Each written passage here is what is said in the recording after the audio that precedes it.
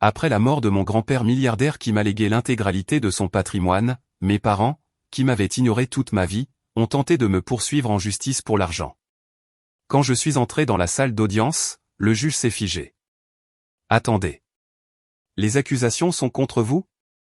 Tout le tribunal s'est figé. Au moment où je suis entré au tribunal supérieur du comté d'Orange, j'ai vu mes parents déjà assis au premier rang. Leurs expressions étaient calmes, confiantes, presque soulagées.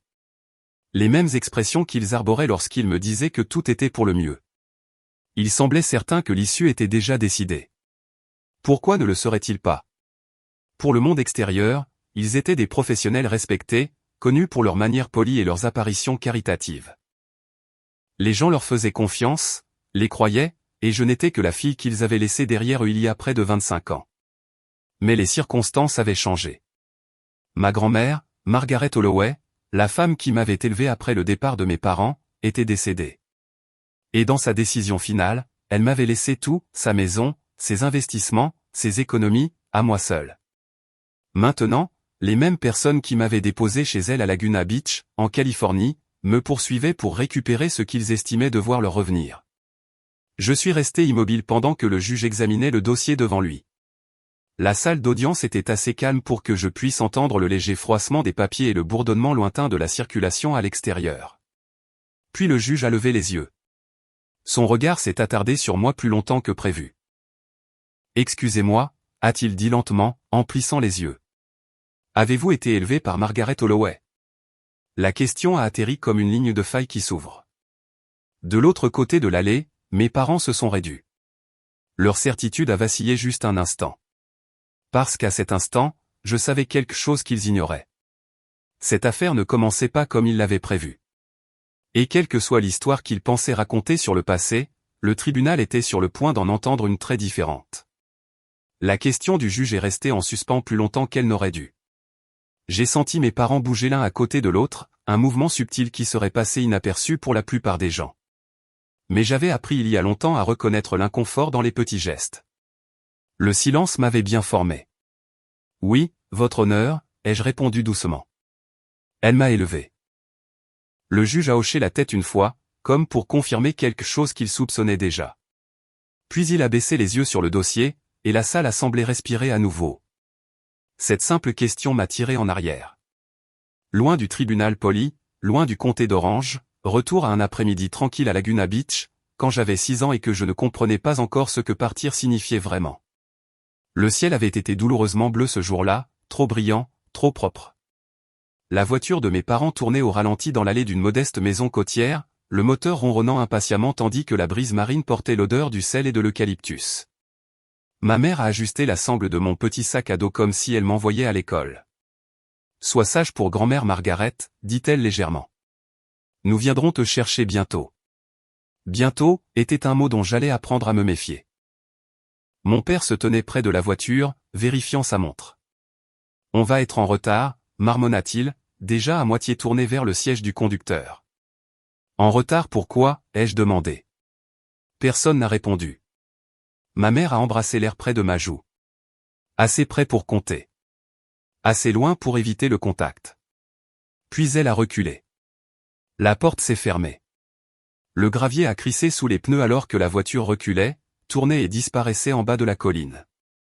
Je suis resté là longtemps après que le bruit se soit estompé. La porte d'entrée s'est ouverte derrière moi. Ma grand-mère, Margaret Holloway, ne s'est pas précipitée. Elle ne se précipitait jamais. Elle a posé une main douce sur mon épaule et n'a rien dit au début. Son silence semblait différent de celui de mes parents. Ils n'exigeaient rien. Ils ne fuyaient pas, ils n'ont pas expliqué, ai-je chuchoté. Elle a soupiré doucement. Non, a-t-elle dit, ils le font rarement. Ce soir-là, elle a fait de la soupe maison et m'a laissé remuer la marmite jusqu'à ce que mon bras soit fatigué. Plus tard, elle m'a bordé dans la petite chambre d'amis qui allait doucement devenir la mienne, lissant les draps comme si elle avait toujours su que je serais là. Vont-ils revenir, ai-je demandé. Margaret s'est assise au bord du lit un long moment avant de répondre. Certaines personnes partent parce qu'elles ne savent pas rester, a-t-elle dit. Ce n'est pas ta faute. C'était la première fois que quelqu'un me disait ça. La vie avec ma grand-mère s'est installée dans un rythme qui semblait délibéré. Elle se levait tôt. Elle lisait le journal du début à la fin. Elle croyait que si quelque chose comptait, cela méritait de l'attention, pas de l'urgence. Chaque matin, elle pointait un titre et demandait « Que penses-tu qu'ils omettent ?» Au début, je ne comprenais pas la question, mais elle était patiente.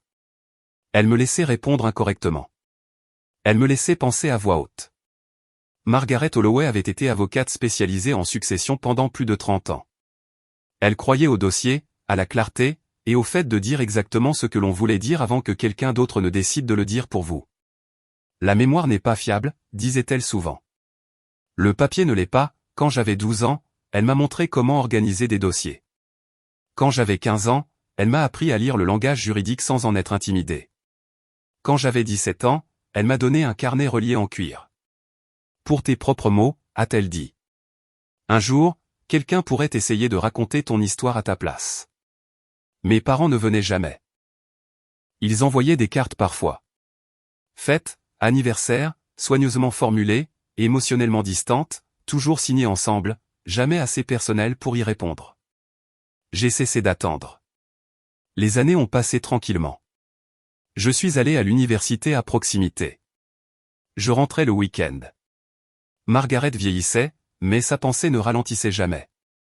Elle tenait des notes méticuleuses, même sur les conversations ordinaires. Quand elle est tombée malade, ce fut soudain mais pas chaotique. Elle a tout organisé elle-même, médecins, documents, instructions, et quand elle est morte, la maison a semblé insupportablement immobile. Lors de la lecture du testament, mes parents se tenaient le dos droit et plein d'attente. Margaret Holloway avait laissé l'intégralité de son patrimoine à sa petite-fille. Pas une partie, pas un trust, tout. C'est alors que le silence est devenu hostile. Maintenant, debout dans une salle d'audience des décennies plus tard, je regardais mes parents de l'autre côté de l'allée. Des gens qui m'avaient autrefois laissé dans une allée avec un sac à dos et une promesse qu'ils n'ont jamais tenue. Ils voyaient de l'argent. Je voyais la femme qui était restée. Et alors que le juge se préparait à entendre l'affaire, j'ai compris quelque chose avec une clarté troublante. Ce n'était pas une question d'héritage. C'était une question de savoir quelle version du passé serait autorisée à exister. Et cette fois, je n'étais pas l'enfant pour qui l'on parlait. J'étais prête à parler pour moi-même. Après la lecture du testament, mes parents ne m'ont pas approché. Ils n'ont pas discuté. Ils n'ont pas élevé la voix. Ils ont simplement échangé un regard, bref, exercé, et ont quitté la pièce sans dire un mot. Ce silence portait plus d'intention que n'importe quelle confrontation aurait pu en avoir.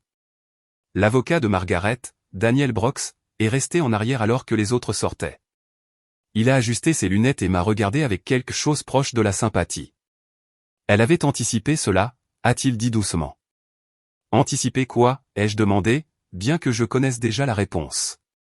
Qu'il n'accepterait pas sa décision. Dans les semaines qui ont suivi, j'ai appris ce que ma grand-mère avait passé des décennies à préparer. La maison de Margaret à Laguna Beach était modeste selon les standards côtiers, mais chaque tiroir contenait de l'ordre. Chaque dossier avait un but. Actes, correspondances, notes manuscrites, tous datés, tous précis. Elle avait vécu comme elle pratiquait le droit, avec clarté. Un après-midi, en triant un classeur dans son bureau, j'ai trouvé un dossier étiqueté « Réflexion personnelle ». À l'intérieur se trouvaient des pages écrites de son écriture délibérée et familière. Mes enfants croient que le temps leur donne droit au pardon. Une entrée disait « Le temps ne donne droit à rien à personne. Seule la responsabilité le fait ». Une autre écrite des années plus tard « S'ils contestent un jour ce testament, ce ne sera pas parce qu'ils ont été exclus. Ce sera parce qu'ils ont été confrontés aux conséquences. » Lire ces mots ne m'a pas mis en colère. Cela m'a stabilisé. J'ai rencontré Daniel à nouveau quelques jours plus tard. Il a étalé les documents sur la table de la salle à manger. Évaluation médicale, déclaration de témoins, brouillon de testaments antérieurs. Elle a révisé ce testament 3 fois, a-t-il expliqué. Chaque révision a réaffirmé la même intention.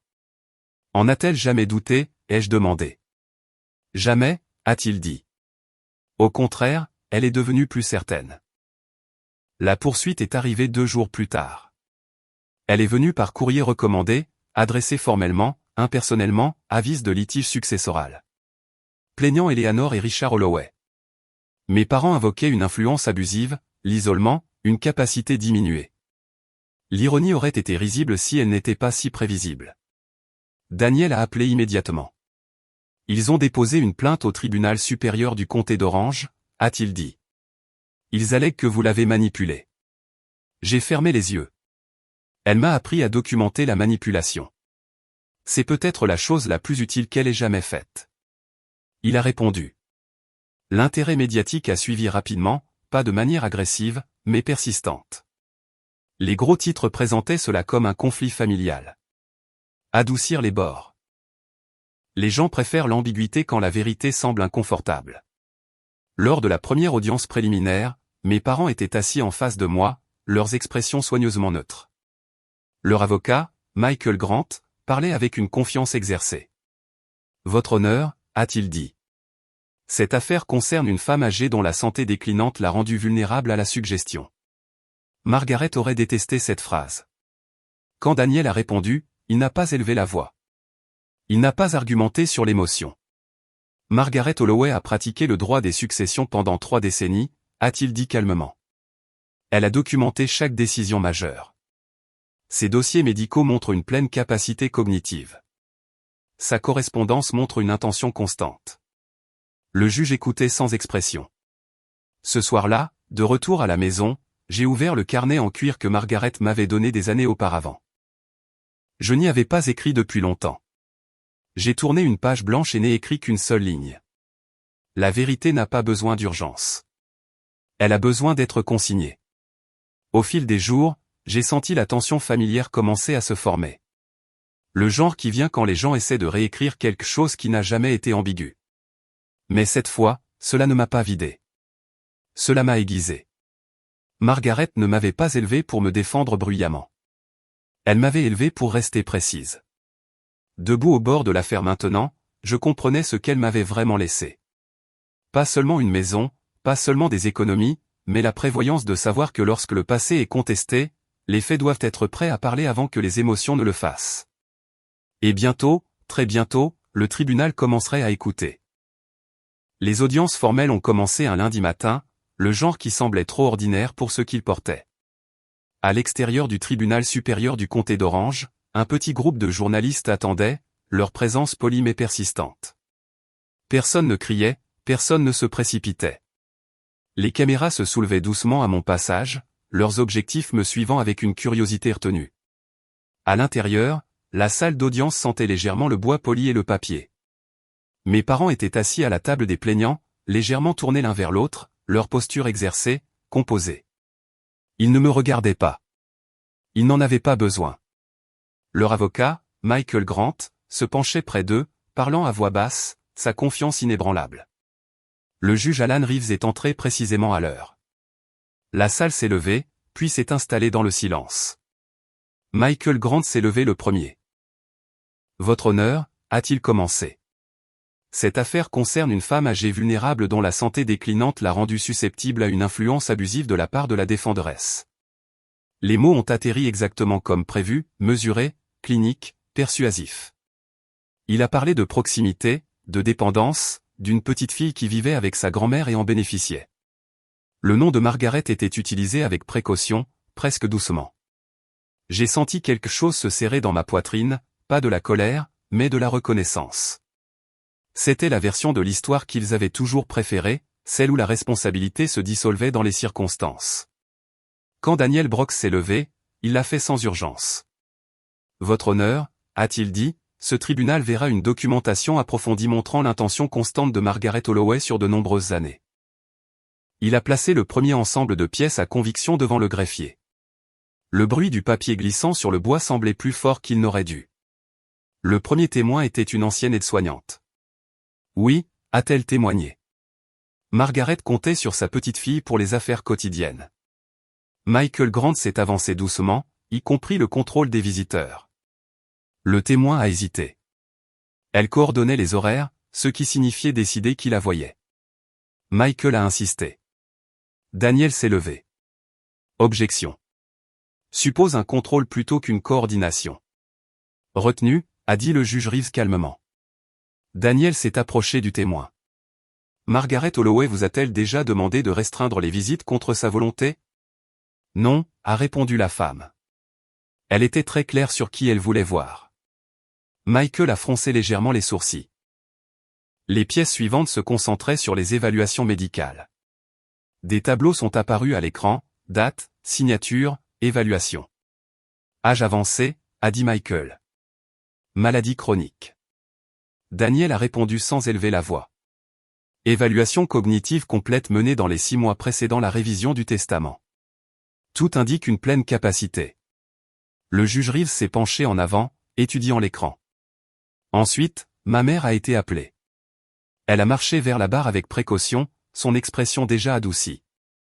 Elle a parlé de regret, de distance, de vouloir renouer avant qu'il ne soit trop tard. Nous avons essayé, a-t-elle dit doucement, mais nous avons été repoussés. La salle semblait très immobile. Daniel s'est levé lentement. Madame Holloway, a-t-il dit. Vous souvenez-vous avoir envoyé ce message? L'écran s'est allumé avec un email. Nous sommes prêts à renouer, mais nous devons discuter de la succession. La date brillait en dessous. La mâchoire de ma mère s'est serrée. C'était mal compris. Daniel a hoché la tête une fois. Margaret a répondu le même jour en vous demandant de ne plus la contacter au sujet de questions financières. Silence. Le juge Reeves a pris une note. À la suspension de l'après-midi, la salle d'audience semblait différente, moins chargée, plus concentrée. Les contours du récit commençaient à s'affiner. Pendant la pause, mon père m'a croisé dans le couloir. Tu n'étais pas obligé de tout prendre, a-t-il dit doucement. J'ai croisé son regard. Elle a décidé ce qui appartenait à qui. Ce soir-là, de retour à la maison, je me suis assise dans le bureau de Margaret et j'ai ouvert son carnet à nouveau. Pas les dossiers juridiques, ses notes personnelles. Une ligne ressortait, écrite des années plus tôt. Quand les gens parlent fort, écoutez ce qu'ils essaient de ne pas dire. J'ai fermé le livre. Demain, je passerai à la barre. Et pour la première fois depuis que tout cela avait commencé, je me sentais prête non pas à me défendre, mais à dire la vérité exactement telle qu'elle était, calmement, précisément, sans demander la permission. J'ai pris place à la barre le lendemain matin. La salle d'audience semblait plus petite que la veille, comme si les murs s'étaient rapprochés pendant la nuit. Le juge Alan Reeves regardait tranquillement pendant que je prêtais serment. Son expression était neutre, attentive, le genre qui n'invitait pas à la performance. Daniel Brooks a commencé doucement. Pouvez-vous énoncer votre nom pour le dossier? Oui, ai-je dit. Je m'appelle Claire Holloway. La tête de Michael Grant s'est légèrement levée. C'était la première fois qu'il me regardait directement. Claire, a continué Daniel, combien de temps avez-vous vécu avec votre grand-mère? Depuis l'âge de 6 ans, ai-je répondu, jusqu'au jour de son décès. Et pendant ce temps, a-t-il demandé, a-t-elle jamais exprimé une incertitude concernant ses plans successoraux? Non, ai-je dit. Elle était très claire, à plusieurs reprises. Daniel a hoché la tête. A-t-elle discuté de ses plans avec vous? Oui, ai-je dit, mais pas pour obtenir des conseils.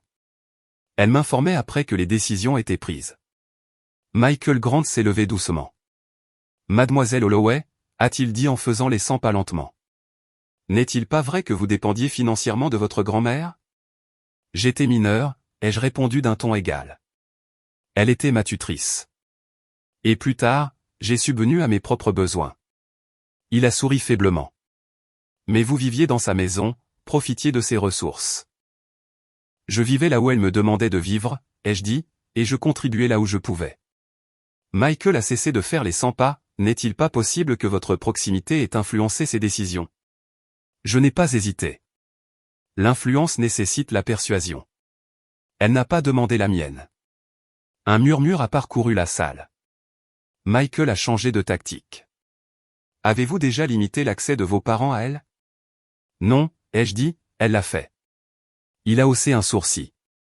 Distinction commode. La voix du juge Reeves a coupé court. Maître. Michael a hoché la tête et ajusté sa cravate.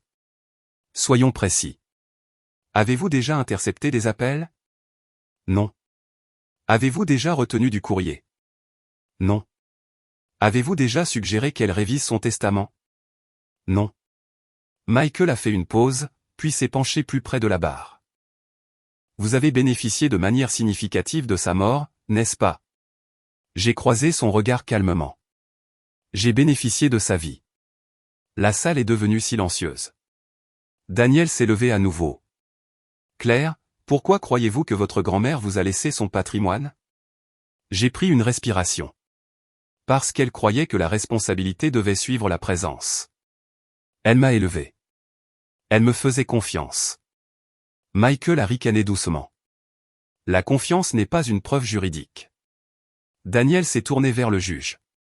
Votre honneur, la défense souhaite présenter la correspondance personnelle de Margaret Holloway. Des dossiers ont été transmis. Daniel a lu à haute voix. Je ne suis pas confuse. Je ne subis pas de pression. Je suis précise. Michael a objecté. Ce sont des écrits personnels. Le juge Reeves a regardé les documents puis Michael. Ce sont des archives contemporaines. Rejeté. Daniel a continué, ma petite fille ne m'a jamais rien demandé. C'est précisément pour cela que je lui confie tout. J'ai senti ma gorge se serrer, pas de chagrin, mais de reconnaissance. Michael s'est levé brusquement. Votre honneur, le langage émotionnel n'équivaut pas à une intention juridique. Le regard du juge Reeves s'est aiguisé. L'intention est exactement ce que ce tribunal examine. Michael s'est assis. La question finale est venue doucement.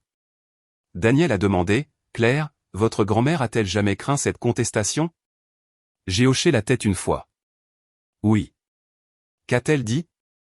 Elle a dit, les gens qui abandonnent leurs responsabilités ne reviennent souvent que lorsque les conséquences arrivent. Personne n'a parlé. Le juge Reeves a regardé ses notes, puis m'a regardé. Vous pouvez disposer. En retournant à ma place, j'ai senti un calme étrange m'envahir. Pas de soulagement, pas de victoire. Un achèvement. Pendant la pause, ma mère m'a croisé dans le couloir. Tu n'étais pas obligé de nous faire passer pour ça, a-t-elle dit à voix basse. Je me suis arrêté. Je ne l'ai pas fait. Le dossier l'a fait. Ce soir-là, je me suis assise seule dans la maison surplombant l'océan, la même maison que ma grand-mère avait choisie délibérément. Je n'ai pas ouvert ses dossiers. Je n'ai pas relu ses notes. Je suis simplement resté près de la fenêtre et j'ai regardé la marée monter et descendre, constante et indifférente aux conflits humains. Demain apporterait les plaidoiries finales, mais la vérité avait déjà parlé. Calmement, clairement, pour le dossier. Le dernier jour de témoignage est arrivé avec une immobilité qui semblait délibérée. La salle d'audience s'est remplie plus lentement qu'auparavant, comme si tout le monde comprenait qu'il n'y aurait pas de nouvelles surprises, seulement des conséquences. Mes parents étaient assis côte à côte à la table des plaignants, plus proches qu'ils ne l'avaient été toute la semaine. Leur confiance s'était amincie en quelque chose de fragile. Prudent. Michael Grant révisait ses notes à plusieurs reprises, tapotant son stylo contre la table comme si la répétition pouvait changer ce qui avait déjà été dit. Le juge Alan Reeves est entré sans cérémonie. Nous allons procéder au témoignage de clôture, a-t-il dit. Maître. Michael s'est levé le premier. Votre honneur, a-t-il commencé. Cette affaire ne concerne pas seulement la documentation. Il s'agit de dépendance émotionnelle, d'une jeune femme qui est devenue le centre de la vie d'une femme âgée. Il s'est tourné légèrement vers moi. La proximité crée l'influence. La phrase est restée là, nette et plausible. Daniel Brooks a attendu que Michael finisse, puis s'est levé. Votre honneur, a-t-il dit d'un ton égal. La proximité peut aussi créer la responsabilité. Il a placé une dernière pièce à conviction sous la caméra de document, une lettre manuscrite, datée de 6 semaines avant la mort de ma grand-mère. Le juge Reeves s'est penché en avant. Daniel a lu à haute voix, je suis consciente que mes décisions peuvent être contestées. Cela ne les rend pas incertaines. Je laisse mon patrimoine à ma petite-fille parce qu'elle a été présente sans condition. Elle est restée sans attente. Ma mère a bougé brusquement sur son siège. Daniel a continué. Ce n'est pas une exclusion. C'est une conséquence. Michael a objecté. Ces écrits sont des réflexions émotionnelles, pas des instruments juridiques. Le juge Reeves a répondu sans lever les yeux. Il parle directement de l'intention. Rejeté. Le dernier témoin a été bref. Un collègue retraité de ma grand-mère du tribunal des successions. Margaret Holloway était méticuleuse, a-t-il témoigné. Si quoi que ce soit, elle anticipait les litiges. Elle a documenté ses décisions précisément pour les empêcher. Michael a tenté un dernier angle. N'est-il pas possible, a-t-il demandé, que cela l'ait rendu plus rigide? Le témoin a croisé son regard calmement. La conviction et la rigidité ne sont pas la même chose. En début d'après-midi, la salle d'audience semblait apaisée, comme si les arguments avaient atteint leurs limites naturelles. Le juge Reeves a jeté un coup d'œil aux deux tables. Plaidoirie finale. La voix de Michael était plus calme maintenant, ses mots choisis avec retenue. Il a parlé de fractures familiales, de regrets, de la façon dont le temps pouvait déformer la mémoire et isoler l'intention. Daniel s'est levé en dernier. Cette affaire, a-t-il dit, ne concerne pas le pardon. Elle concerne l'autonomie. Margaret Holloway a exercé la sienne clairement, de manière cohérente et avec pleine capacité. Il a fait un geste bref vers moi. Elle n'a pas laissé son patrimoine à Claire parce qu'elle a été persuadée. Elle l'a fait parce que Claire est restée sans exigence, sans condition. Le juge Reeves a écouté sans interruption. Quand le marteau a frappé pour ajourner en vue des délibérations, personne n'a bougé immédiatement. Le son a résonné une fois, puis a disparu. Dans le couloir, mon père s'est approché de moi. Sa voix était basse, contrôlée. « Tu n'étais pas obligé de tout prendre, a-t-il dit. » J'ai croisé son regard. Elle a décidé ce qui appartenait à qui. Il a détourné le regard. Ce soir-là, de retour à la maison, je n'ai ouvert aucun dossier. Je n'ai pas rejoué les témoignages dans ma tête. J'ai marché lentement dans la pièce, touchant les surfaces familières, la rampe, le cadre de porte, le bord du bureau où ma grand-mère s'était autrefois assise pour écrire. J'ai pensé à la façon dont elle avait vécu avec soin, à la façon dont elle s'était délibérément préparée, non pas pour le conflit, mais pour la clarté. Je me suis assise dans le bureau et j'ai ouvert le carnet en cuir qu'elle m'avait donné des années plus tôt. J'ai tourné la dernière page et lu la dernière ligne qu'elle y avait écrite. Quand la vérité est testée, reste immobile. Laisse-la parler.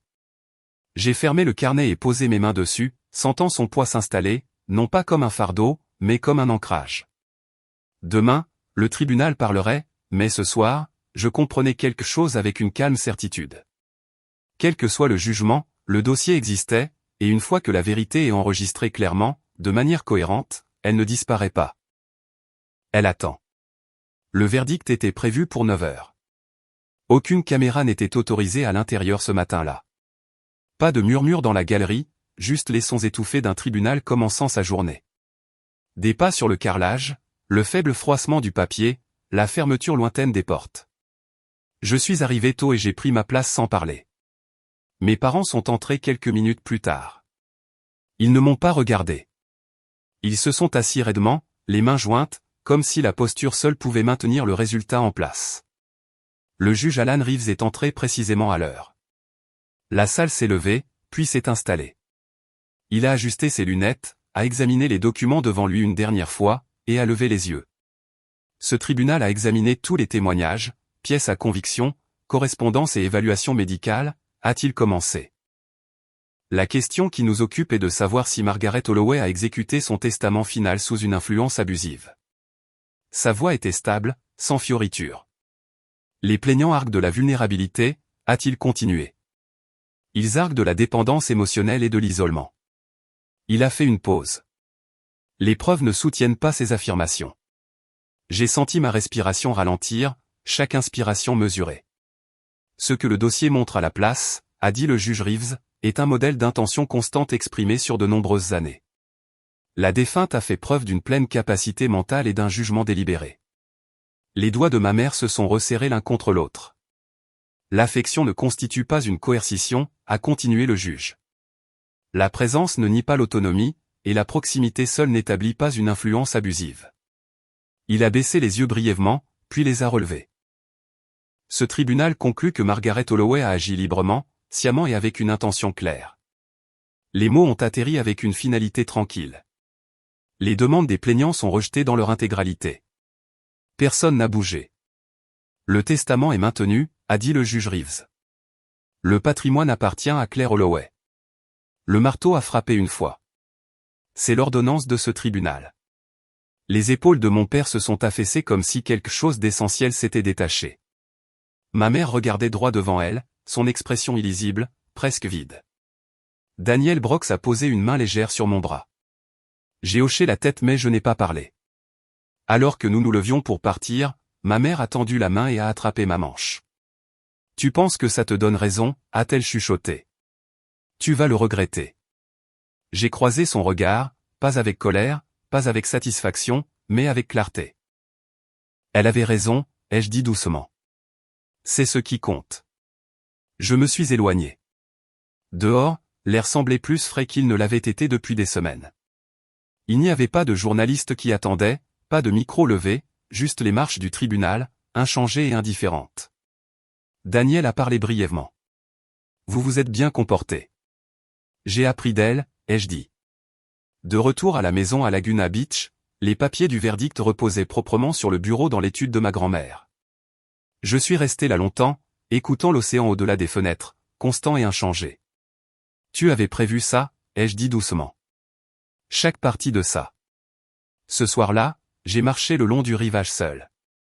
La marée montait et descendait sans urgence. Le même son qu'elle avait fait le jour où mes parents m'avaient laissé à sa porte. Le même son qu'elle faisait maintenant.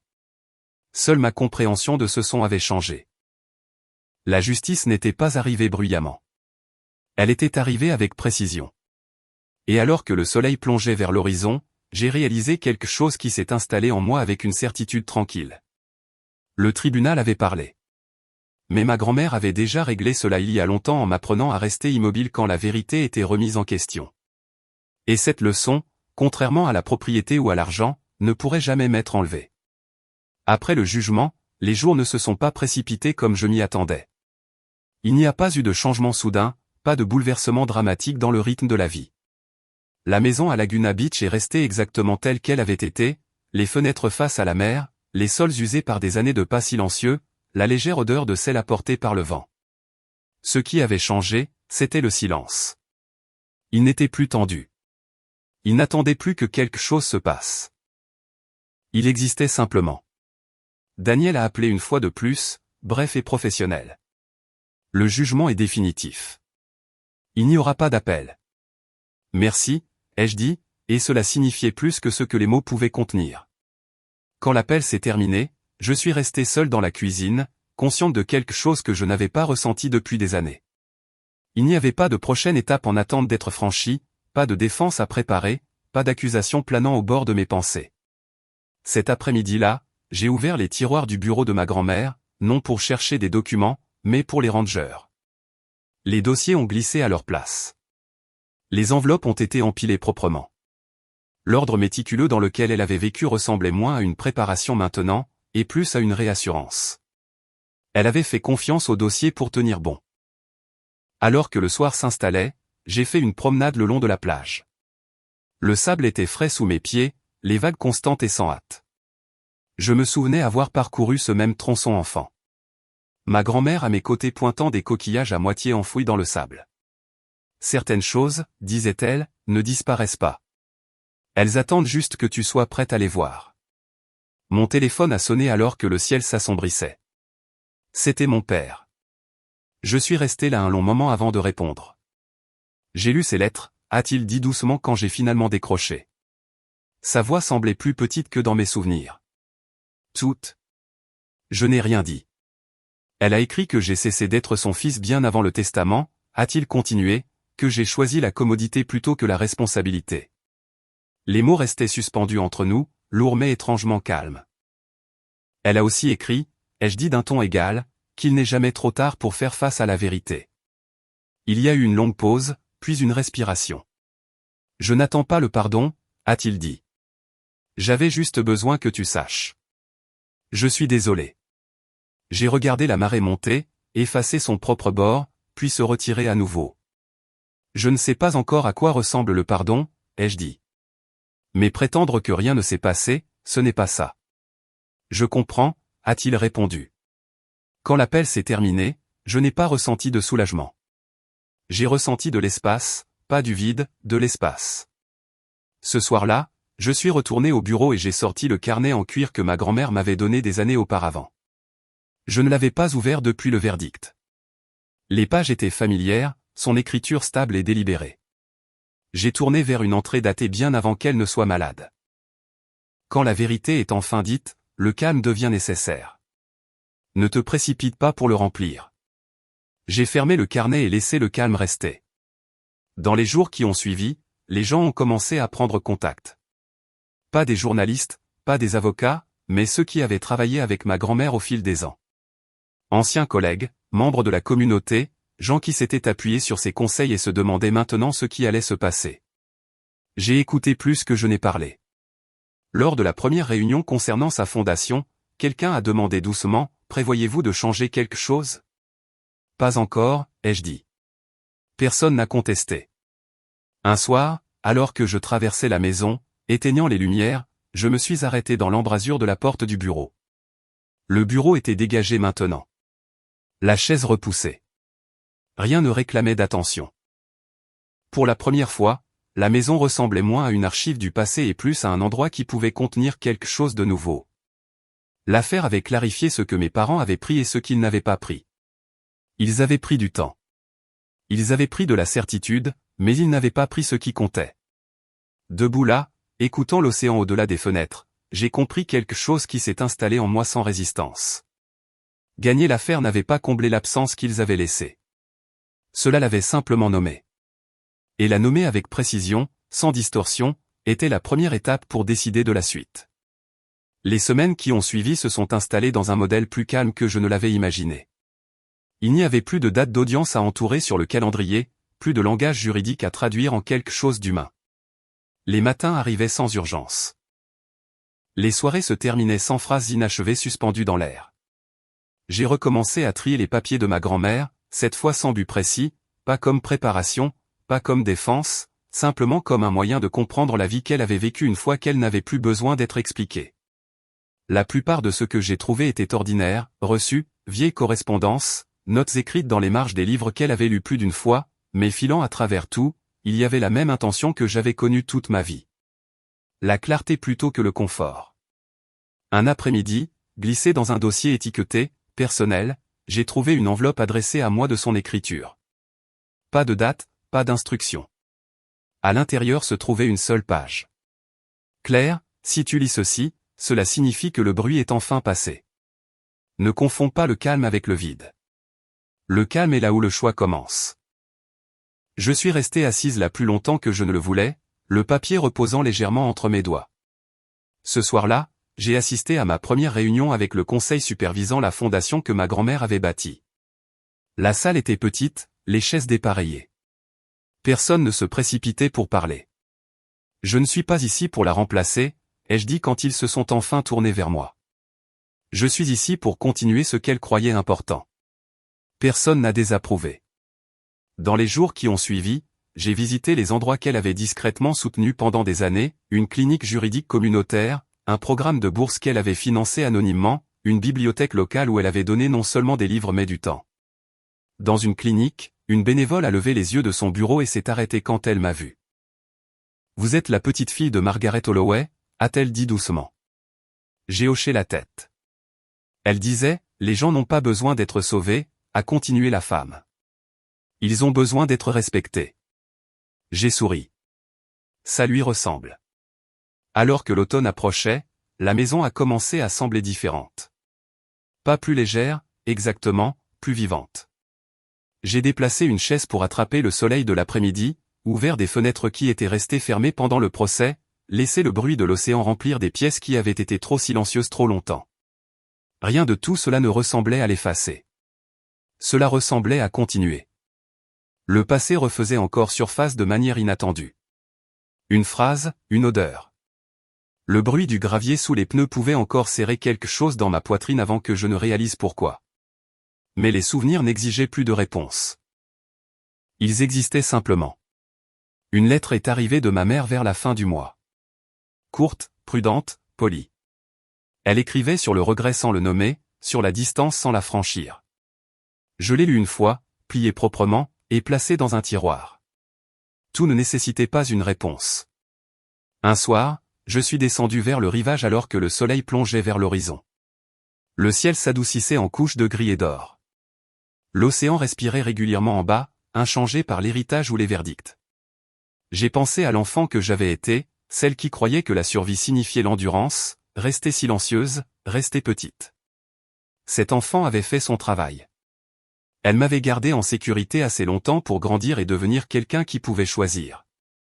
Je suis retourné à la maison et j'ai sorti le carnet en cuir une dernière fois.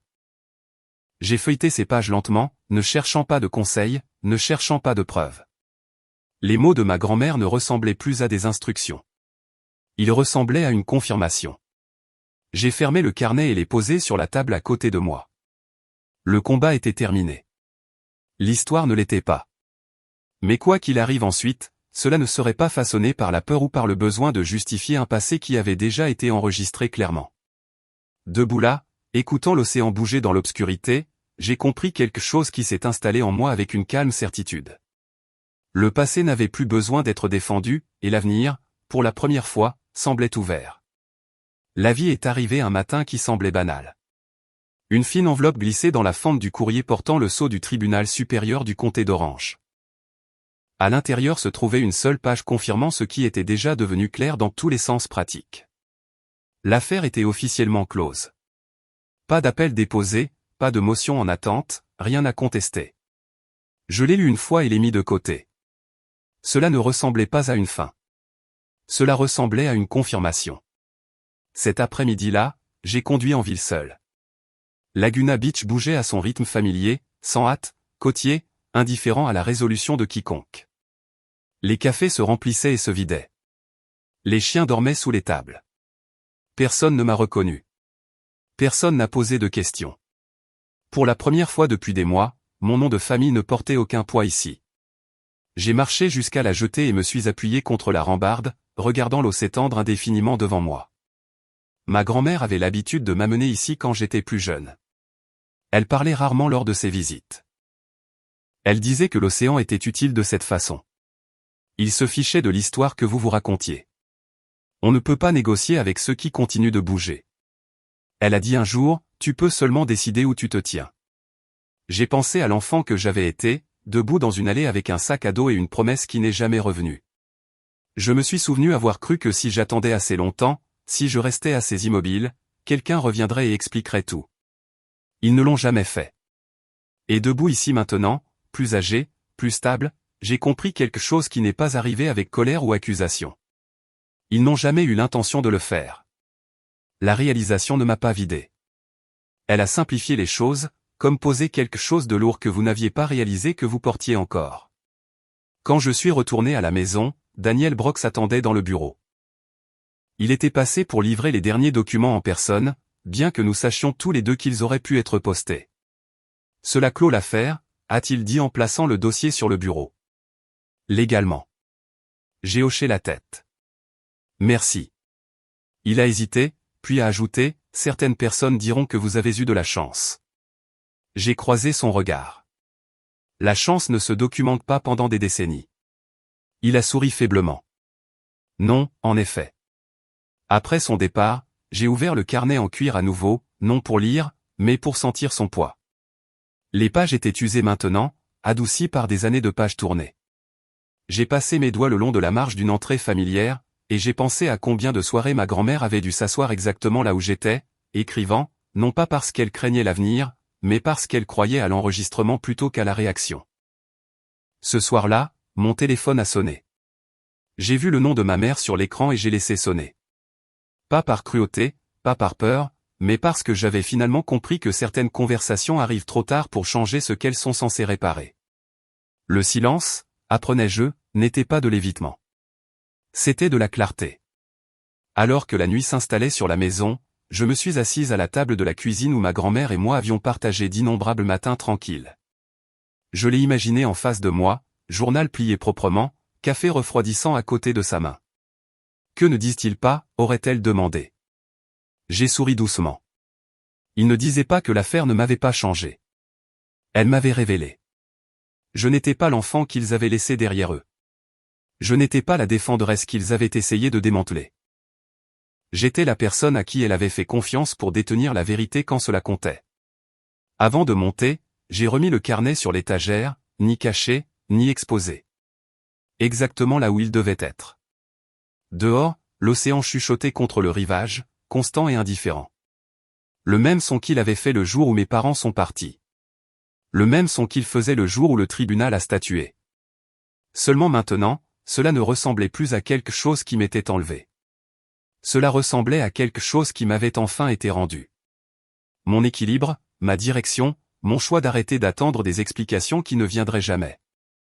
Et alors que les lumières diminuaient et que la maison s'installait dans son calme familier, je savais qu'il ne restait qu'une seule partie de cette histoire à raconter. Pas sur les tribunaux, pas sur l'héritage, mais sur ce qui se passe quand on arrête d'attendre que le passé change et qu'on s'autorise à avancer sans lui. Le matin est venu tranquillement. La lumière filtrait à travers les rideaux de la maison surplombant la mer, douce et sans hâte. Je suis resté dans la cuisine un long moment avant de faire quoi que ce soit d'autre, écoutant les sons familiers, le faible bourdonnement du réfrigérateur, les vagues lointaines se brisant en bas des falaises, le léger grincement du sol alors que la maison se réveillait avec le jour. Rien ne m'attendait plus. J'ai fait du café et me suis assise à la table où ma grand-mère lisait le journal. La chaise en face de moi était vide mais pas accusatrice. Cela semblait complet, comme une pensée qui avait enfin fini de se former. Pendant des années, j'ai cru que la justice arriverait bruyamment, qu'il y aurait un moment où tout s'alignerait et où le passé relâcherait son emprise d'un coup. Mais la justice était venue différemment. Elle était arrivée comme une permission. La permission d'arrêter d'expliquer, la permission d'arrêter de défendre, la permission de laisser le passé rester exactement ce qu'il était, inchangé, mais plus aux commandes.